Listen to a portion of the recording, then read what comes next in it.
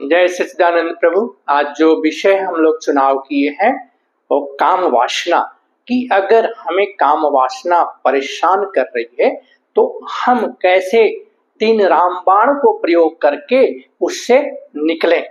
प्रभु, पहले मैं ये बताना चाहता हूँ कि काम वासना के प्रति आप नकारात्मक सोच मत रखिएगा, क्योंकि ये बहुत घातक हो जाएगा। मैंने संयमित काम वासना के बारे में नहीं बोल रहा हूँ कि इसके लिए है, वो बहुत जरूरी है। आपके सुखी दाम्पत्य में काम वासना बहुत जरूरी है, क्योंकि ये जो हम भटके हैं, हम आसक्त हैं और ये हमारे कार्यक्रम में, आध्यात्मिक में, कार्य में या हमारे भौतिक जीवन में परेशानी बन रही है। उसके लिए तो कभी भी प्रभु नकारात्मक सोच न रखें। काम वासना कोई बुरा और अच्छा नहीं होता है, लेकिन अति सर्वत्र वर्जते। तो और दूसरा मैं बोलूंगा कि ये जो है काम वासना केवल पुरुषों के लिए नहीं है, स्त्रियों के लिए भी है। जैसे पुरुष किसी स्त्री को देखकर चलते फिरते रास्ते पर आकर्षित हो जाता है, तो वैसे स्त्री भी पुरुष को प्रति देखकर उसके मन में काम भावना आती है, काम वासना आती है। तो ये न समझे कि ये केवल काम वासना पुरुषों को ही सताती है, स्त्रियों को भी उतना ही सताती है प्रभु।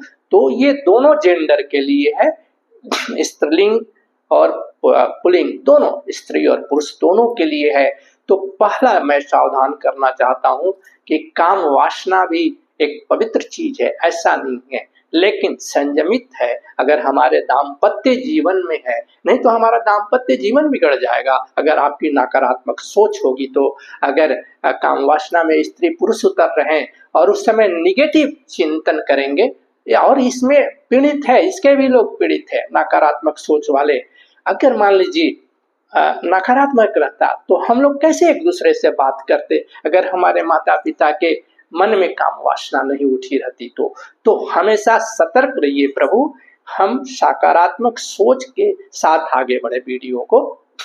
तो अगर ये आप पीड़ित है, आप सफर है काम वासना, अगर जैसे इसको हम बोलेंगे परेशान, कि हम चलते फिरते वही ध्यान में आता है, गली गुचे रास्ते पर अगर स्त्री पुरुष को देखती है या पुरुष स्त्री को देखती है तो उसके ऑटोमेटिक काम वासना के तरफ आकर्षित हो जाता है, हमारे मन में आ जाता है, और वो आपके आध्यात्मिक प्रगति में या भौतिक प्रगति में बाधा उत्पन्न कर रहा है। उसके लिए फार्मूला प्रभु मैं इस पर बताने जा रहा हूँ।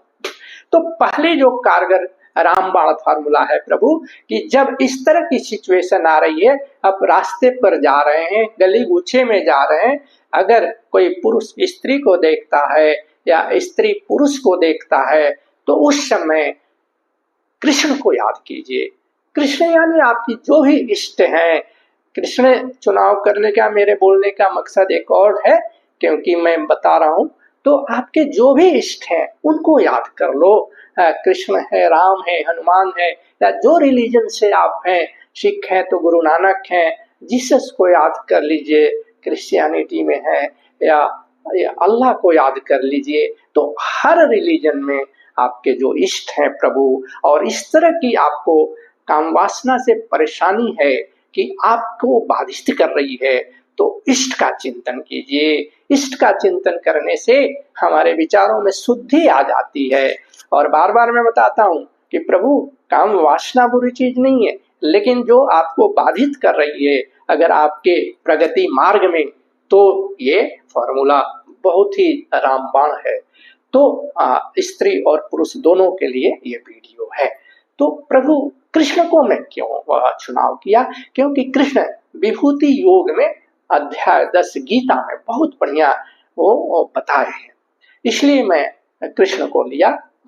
कि अर्जुन ने बोला कि कहाँ कहाँ चिंतन किया जाए परमात्मा आपको, कृष्ण तो बोले हम तो सर्वत्र हैं, कहाँ नहीं है। तो हम कुछ संक्षिप्त विभूतियों को बताएंगे। जैसे कृष्ण ने बोला कि अगर देखो हाथियों में मैं ऐरावत हूँ, और पर्वतों में सुमेरु हूँ, हर जगह पक्षियों में मैं गरुड़ हूँ, और पशुओं में मैं सिंह हूँ, और मछलियों में, जलचर में मैं मगरमच्छ हूं। तो ये कहना क्या चाहते हैं? यहां तक बोले प्रजनन च अस्मि कंदर्प, और प्रजनन करने के लिए सहमति से स्त्री पुरुष के बीच में जो है काम वासना, मैं उसमें कंदर्प हूं, कामदेव हूं। सो ये देखिए, श्रेष्ठता देखने की एक चिंतन है। श्रेष्ठता जहां भी कृष्ण को दिखी, वो मगरमच्छ तो नहीं है लेकिन जलचरों में बलवान है, इसलिए जो श्रेष्ठता देखी, जो सुंदरता देखी, जो सत्यता देखी, इसलिए वो चिंतन शुद्ध हो जाती है। और भगवान कृष्ण तो बोल रहे हैं प्रजनन च अस्मि कंदर्प, संतानोत्पत्ति के लिए तो शास्त्रोक्त जो है मैं कामदेव। सु प्रभु, इसलिए मैं बोला कि अपने इष्ट का चिंतन कीजिए। अगर आप गली कूचे में जाते हैं, रास्ते में देखते हैं, अगर कोई पुरुष स्त्री के प्रति काम वासना उठने लगती है या स्त्री को पुरुष को देखकर काम वासना उठने लगती है, तो ये कारगर उपाय है, ये एकदम रामबाण है, आपकी चिंतन में परिवर्तन हो जाती है। तो आप उस समय अपने इष्ट का याद कर लीजिए, इष्ट को। उस समय अगर आपको ये काम वासना सताती है, गली गुच्चे रास्ते आजकल हो गई है प्रभु, इसलिए मैं वीडियो लाना पसंद किया कि हमारा जो है ना, किसी भी चीज का अति नहीं होना चाहिए और वो बाधा बन रही है। तो ये पहला फॉर्मूला हुआ। दूसरी फॉर्मूला है प्रभु, अपने पवित्र रिश्तों का चिंतन कीजिए। इसके लिए मैं एक उदाहरण बताऊंगा। छत्रपति शिवाजी महाराज, वो बड़े सभ्य राजा, बाकी राजाओं जैसे नहीं थे, बहुत बहादुर थे और उनका सब लोग सम्मान करता है।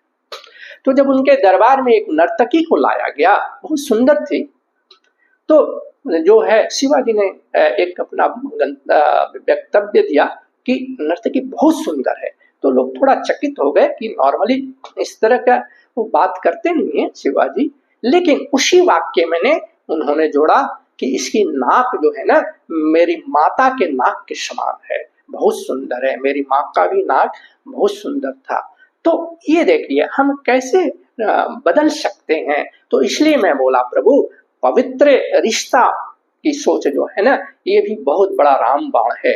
जैसे उदाहरण के तौर पर, अगर कोई पुरुष जो है एक स्त्री को देखकर उसके मन में रास्ते में काम वासना उठती है, तो उस स्त्री में कुछ जो सिमिलैरिटी, समानता, अपने बहन को सोच ले कि ये मेरी बहन जैसी है, ये उसमें ये गुण मेरे बहन में भी है, तो वो चिंतन कर सकता है। या स्त्री किसी पुरुष के प्रति अगर आकर्षित हो रही है, तो अपने भ्राता या पिता के रूप को देखे और उसमें सिमिलैरिटी देखे कि उतना ही सुंदर है मेरा भाई भी, मेरा पिता भी। पिता इसलिए बोल रहा हूँ कि आजकल 50-60 के उम्र में भी अच्छे फिजिक लोग मेंटेन करते हैं, सुंदर हैं, अट्रैक्टिव हैं।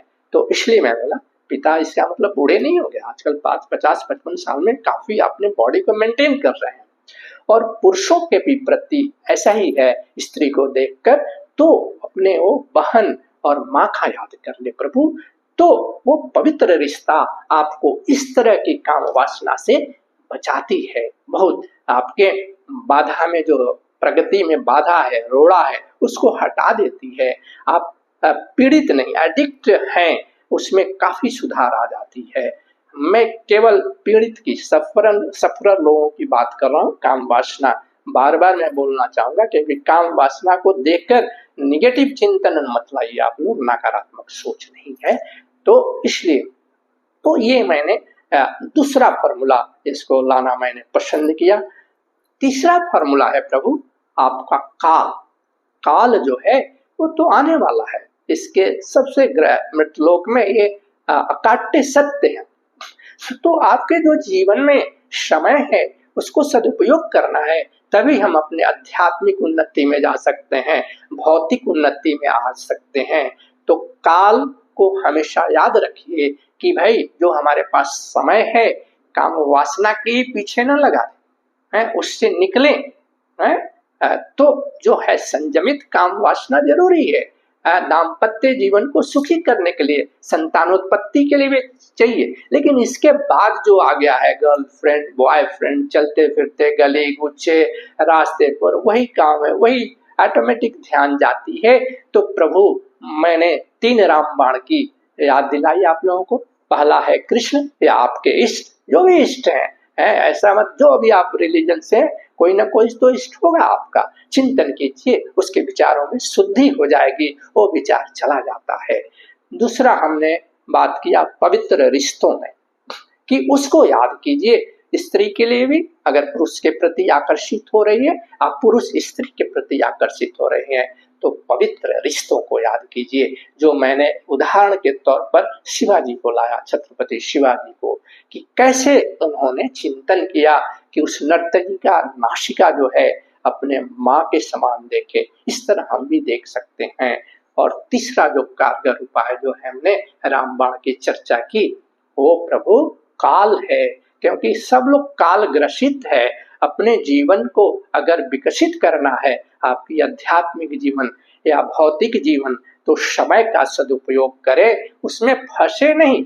जहां आप फंस गए तो फिर आप कहीं भी नहीं आप आगे बढ़ सकते हैं प्रभु। इसलिए मैं ये 3 रामबाण की जो चर्चा करना चाहिए कि हमारे जीवन में उन्नति हो, भौतिक जीवन में और आध्यात्मिक जीवन में।